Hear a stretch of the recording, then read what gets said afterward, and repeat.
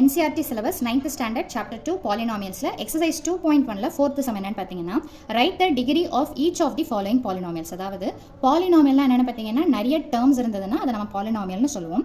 அதோடைய டிகிரி என்ன அப்படின்னு சொல்லிட்டு கேட்குறாங்க. ஸோ நான் கொஸ்டின் வந்துட்டு இந்த மாதிரி டேப்லெட் காலம் மாதிரி பிரித்து போட்டுட்டேன். ஸோ given polynomial என்ன, அது எந்த வேரியபிளில் இருக்குது, அதோடைய டிகிரி என்ன அப்படின்னு சொல்லிட்டு. ஸோ ஃபர்ஸ்ட் சப்டிவிஷன் பார்த்தீங்கன்னா 5x³ + 4x² + 7x எல்லாமே எக்ஸ்ன்ற டேர்மில் இருக்கிறதுனால இதோடைய வேரியபிள் என்ன அப்படின்னு பார்த்தீங்கன்னா எக்ஸ்.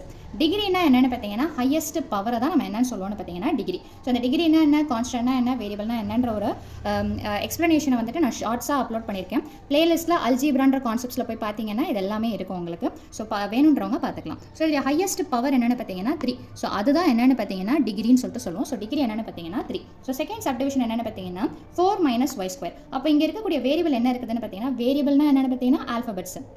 இங்கே இருக்கக்கூடிய வேரியபிள் என்னென்னு பார்த்தீங்கன்னா ஒய்.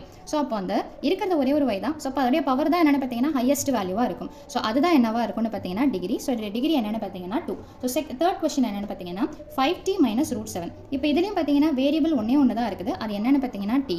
அதுக்கு ஹையஸ்ட் பவர் எதுவுமே இல்லைன்றதுனால 1. இங்கே டி எதுவுமே கிடையாது, ரைட்டுங்களா? ஸோ அப்போ டி இருக்குது, அதோடைய பவர் 1. ஸோ அதுதான் ஹையஸ்ட் பவர். ஸோ அதுதான் என்னவா தான் இருக்கும்னு பார்த்தீங்கன்னா டிகிரியாகவும் இருக்கும். ஸோ டிகிரி என்னென்னு பார்த்தீங்கன்னா 1. அண்ட் லாஸ்ட் சப்டிவிஷன் பார்த்தீங்கன்னா 3. இதில் வேரியபிள் அதாவது ஆல்ஃபபெட்ஸே இல்லை அப்படின்னா இது என்ன மாதிரியான டேர்ம்னு பார்த்தீங்கன்னா கான்ஸ்டன்ட் அப்படின்னு சொல்லிட்டு சொல்லுவோம். வெறும் நம்பர்ஸ் இருந்ததுன்னா அதை கான்ஸ்டன்ட்னு சொல்லுவோம். அப்போ இதுக்கு எப்படி வேரியபிள் கிடையாது, அப்போ இதுக்கு எப்படி டிகிரி இருக்குது அப்படின்னு பார்த்தீங்கன்னா வேரியபிள் இல்லைன்னா டிகிரி கிடையாது. அப்போ டிகிரி இல்லைன்னா என்ன அர்த்தம்னு பார்த்தீங்கன்னா 0. அதாவது ஒரு கான்ஸ்டன்ட்டோடைய டிகிரி எப்பவுமே என்னவா தான் இருக்கும்னு பார்த்தீங்கன்னா 0. ஸோ இதுதான் வேரியபிள். அந்த வேரியபிளுக்கு உண்டான டிகிரியை கண்டுபிடிக்கிறது. ஸோ அவ்வளோதான் இந்த சம்மோட சொல்யூஷன். தேங்க்யூ.